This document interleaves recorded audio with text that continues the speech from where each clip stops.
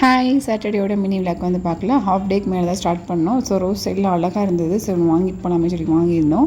ரொம்ப சூப்பராக இருந்தது. நிறையா முட்டை இருக்க செடி பற்றி வந்து வாங்கினோம்.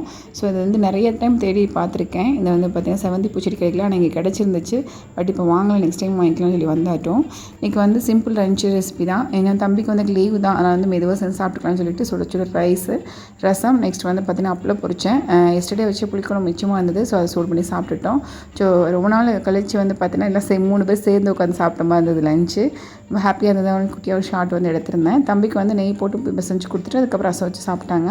அப்பளம் போட்டு கொடுத்துட்டா கம்முன்னு சாப்பிட்டுக்குவாங்க, காயில் அது கேட்க மாட்டாங்க. அதனால் வந்து பார்த்திங்கன்னா அப்பளத்தை வச்சு கவர் பண்ணியாச்சு. இன்றைக்கி சாட்டர்டே வந்து சிம்பிளாக தான் இருந்தது.